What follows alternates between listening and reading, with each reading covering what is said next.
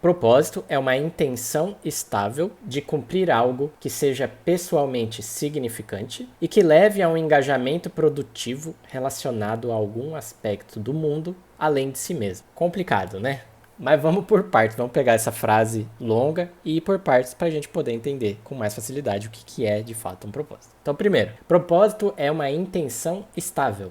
É uma vontade que a gente tem fixa. O estável é que ela tem um período de substância ali, que ela fica presente. Primeira parte da frase, né? A segunda, de cumprir algo que seja pessoalmente significante. Então é de fazer algo que importa para você, pessoalmente, com base nos seus critérios. Terceira parte da frase, e que leva a um engajamento produtivo, ou seja, que te motiva a agir, que você consegue fazer aquilo, principalmente com a existência de sofrimento. Quando a gente consegue fazer alguma coisa, mesmo a gente não querendo fazer aquilo, mesmo sendo desconfortável, ou mesmo tendo uma sensação ruim. E aí a última parte, relacionado a algum aspecto do mundo além de si mesmo. Ou seja, é alguma coisa maior que você. É uma vontade fixa que a gente tem de cumprir alguma coisa que a gente acha importante. E aí essa vontade tem uma motivação maior de agir e de tolerar o sofrimento de fazer aquilo, sendo relacionado a uma coisa maior que a gente. E não precisa ser uma coisa imensa, que é o universo, o mundo, mas é simplesmente maior que você. Tem uma influência com outras pessoas, certo?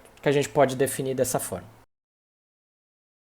Agora, quando a gente está falando de propósito, tem alguns erros que a gente comete. Tem muito a ver com a nossa cultura e tal. A gente ainda rejeita a existência do sofrimento, não é verdade? Pelo menos a nossa cultura, ela diz que você pode eliminar o sofrimento. E a gente vê por aí as pessoas vendendo que é possível você parar de sofrer, que é possível você ter uma vida plena, feliz, completa, realizada o tempo todo. Isso é uma coisa muito comum, inclusive, de pessoas que vêm para terapia, né? Que eles perguntam: beleza, Vitor, a gente resolveu o problema, então agora eu vou viver pleno para sempre. E aí não é bem isso. Muitas pessoas que vêm procurar terapia, elas estão procurando a plenitude eterna. Então, claro que você vai sofrer de novo. Só que ela vai sair da terapia sabendo o que fazer com o sofrimento. Quando chegar, não é se chegar, é quando chegar, agora você sabe o que fazer. E você pode parar de fugir do sofrimento, que é o que a gente costuma fazer o tempo todo. E aí que é o problema, porque fugir do sofrimento aí sim causa mais sofrimento. Você cria um sofrimento extra. Então, essa é a primeira coisa, acreditar que dá para eliminar o sofrimento. E a segunda é que a gente tende a valorizar muito mais a conquista do que o processo. A gente valoriza muito mais o resultado da coisa do que o caminho que a gente faz para chegar lá. Escalar uma montanha é horrível. Legal é quando a gente chega lá do topo. Aprender um instrumento é horrível. Nossa, que saco aqui, eu não consigo tocar nada, é um inferno. Mas fazer um show para 50 mil pessoas te amando ali é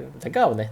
Estudar é horrível, é um saco estudar. Mas ser visto como inteligente, pô, aí é da hora. Isso com a gente e tanto com os outros, né? Você gosta de assistir a final do campeonato lá. Você não gosta de ficar acompanhando o treino dos jogadores. Acompanhar o treino é um saco. E aí você pega e pensa, né? Então se você acredita que deve eliminar o sofrimento e que a conquista é mais importante que o processo em si, o que vai acontecer, né? Ou a gente vai entrar em mecanismos de escape, vícios, por exemplo, né? Porque dão prazer no curto prazo, ou seja, você fica utilizando aquela substância ou aquela atividade que dá um prazerzinho ali no curto prazo para você eliminar o sofrimento o tempo todo. Pode ser droga, pode ser álcool, pode ser celular, pode ser ficar vendo série o dia inteiro, pode ser ficar jogando videogame e etc. Ou a gente simplesmente para de fazer tudo e fica imóvel, né? Porque assim a gente se acostuma com aquele sofrimento, é um sofrimento conhecido pelo menos, e aí a gente fica naquela situação que a gente prefere gastar tempo em nada do que gastar tempo em alguma coisa que pode dar errado. Porque se a gente tá preso à conquista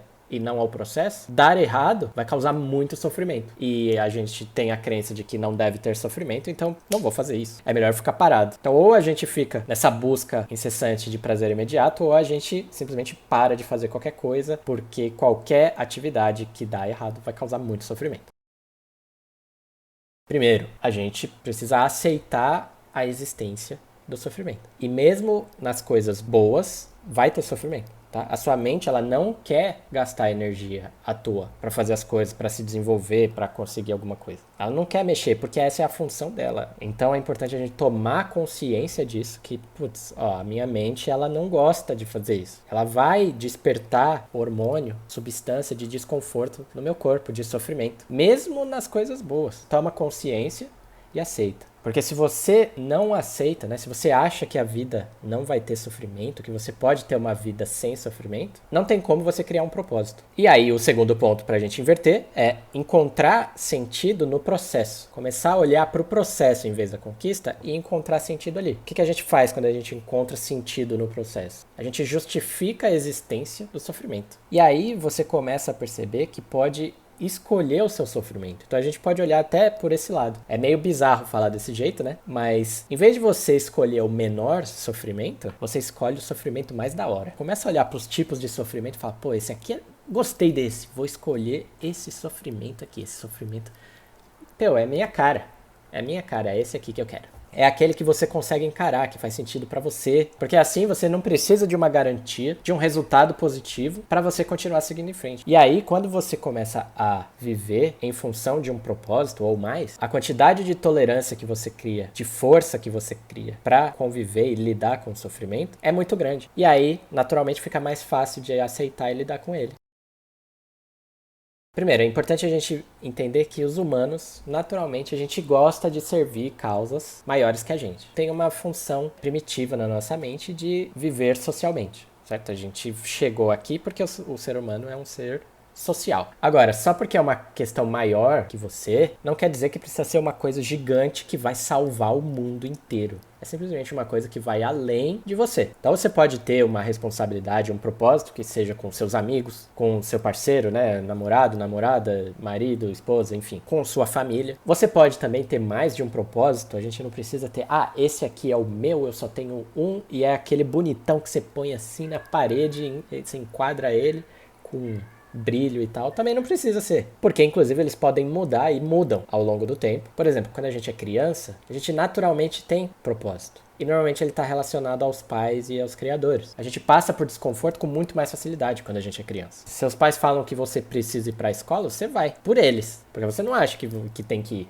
Você tem que tomar banho, você vai. Por quê? Porque seus pais falaram e aquela criança tem um propósito, que é uma questão maior que ela. Então eu consigo suportar esse sofrimento. É bem sofrido, você faz birra, você não gosta, você briga e não sei o que, mas faz. E aí que entra, né, muitas vezes um problema, porque às vezes esse propósito acaba até te prejudicando, né? Porque quando a gente é criança, a gente ainda não tem muita noção do que é um propósito ideal pra gente. E às vezes a gente fica preso nesse propósito relacionado aos pais, tá? E aí a gente acaba crescendo e a gente se acostuma tanto a passar por aquele sofrimento que a gente fica prejudicando a nossa vida. E aí, normalmente, esse é o momento que tá na hora da gente mudar de propósito. Então, esse é um exemplo, tá? Então, todo mundo já teve propósito. Você já suportou passar por sofrimento, por questões maiores que você. Só que a gente tem essa noção de que precisa ser uma coisa super humanitária com o planeta inteiro e não precisa. Então, outro exemplo de propósito. Então, a gente falou de criança com os pais, mas tem de pais com filhos. Quantas vezes você já ouviu falar, né? E acho que tem pessoas com filhos aqui, né? Que quando nasce o filho, tem uma mudança drástica na vida da pessoa. O filho é maior do que a vida dela. Então, isso é um propósito. E muitas vezes as pessoas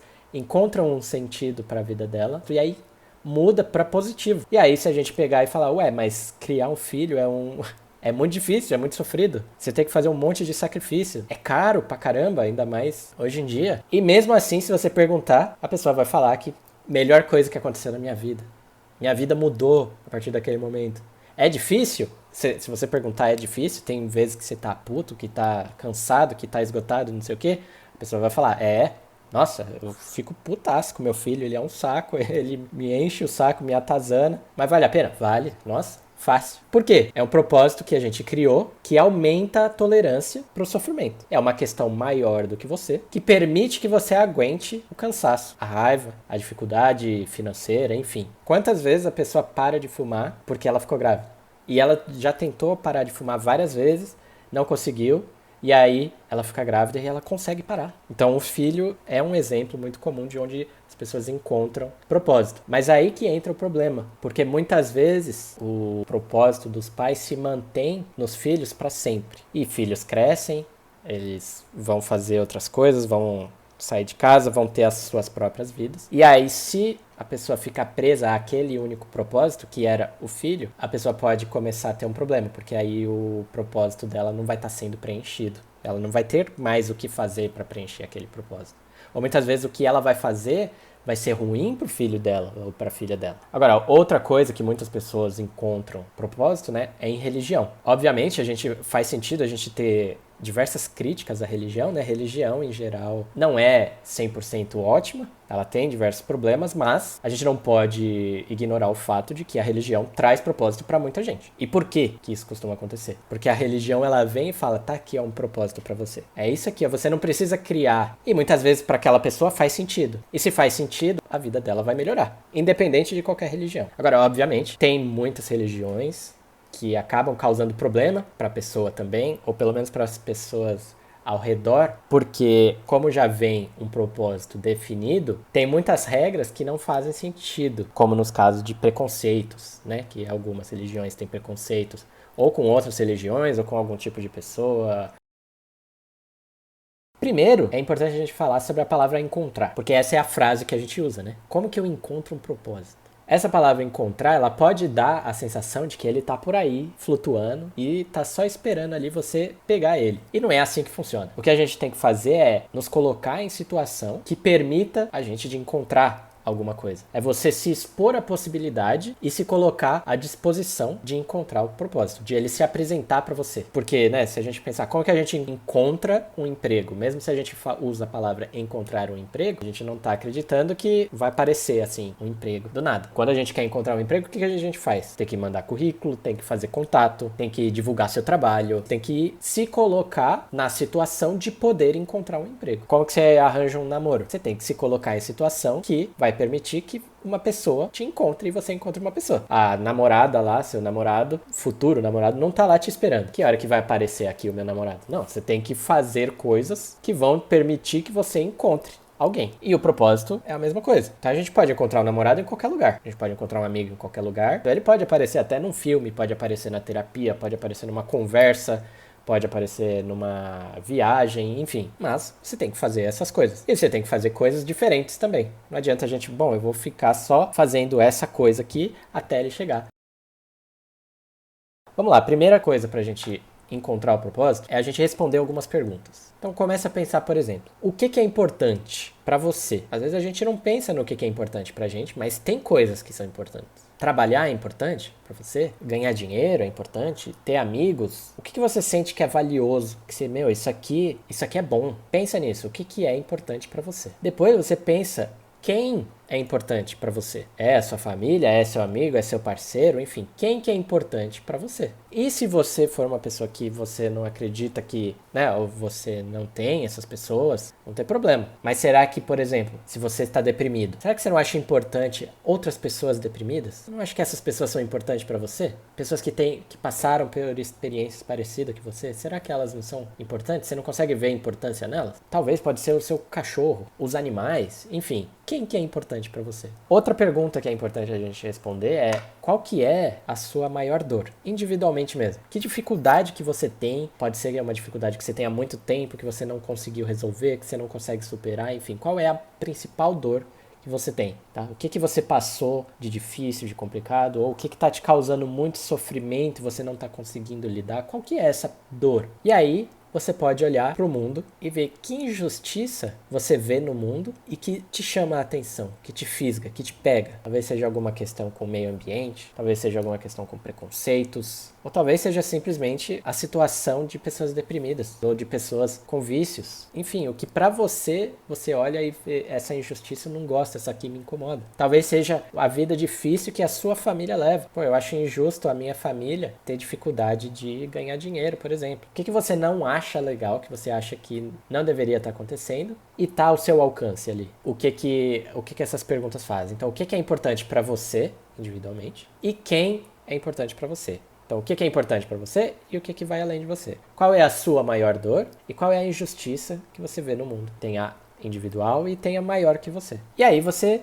justamente começa a fazer coisas que permitam você de encontrar propósitos e vai observando essas sensações, vai observando a sensação de responsabilidade que você sente. Por exemplo, se você está numa roda de amigos, para um momento e reflete, né? E observa dentro de você, que responsabilidade que eu tenho aqui? Eu tenho alguma responsabilidade? Será que eu tenho alguma coisa além de mim aqui para fazer com eles que é importante para mim? Talvez relacionado à minha dor, enfim. Dá um espaço pro seu instinto, pra sua sensação, agir. Às vezes a gente se prende muito racionalmente. Putz, qual que seria um bom propósito pra mim que faz sentido? Mas às vezes é uma coisa mais emocional, uma coisa mais sentimental, que não precisa ter sentido lógico. Às vezes é só aquela coisa que, meu, isso aqui eu sinto que me pega e eu sinto que eu tenho uma responsabilidade aqui que vai além de mim. E aí a minha fórmula, pela minha observação de desenvolvimento de um propósito, tem 3 passos. Então o primeiro passo é a gente justamente buscar resolver a nossa própria dor. Então, antes da gente ir com tudo pro mundo, olha para nossa dor e vê o que eu posso fazer para melhorar isso, para resolver em mim. Até você conseguir. Resolveu aquela dor, aquela principal dor sua, aí agora você pode encontrar alguém ou mais pessoas além de você com dor semelhante e criar uma responsabilidade de ajudá-las de alguma forma. E isso não significa que você vai ser um terapeuta, você vai ser um psiquiatra, enfim. Às vezes tem alguma coisinha que fez parte do processo de te ajudar a superar aquilo, que agora você pode passar para outras pessoas, criar uma responsabilidade além de você de ajudar essas pessoas com quem você se importa. Então, por exemplo, a pessoa está deprimida e aí o que ajudou muito ela ali no processo foi, sei lá, um filme. E aí, então, pode ser que fazer um filme seja o seu propósito. Porque um filme foi a forma que você encontrou de resolver sua dor. Então pode ser que ela ajude outras pessoas. Eu acho que essa é uma fórmula muito interessante quando a gente está falando de propósito. Olhar para a nossa dor, buscar resolver a nossa dor e aí encontrar pessoas além da gente e criar uma responsabilidade de ajudá-las.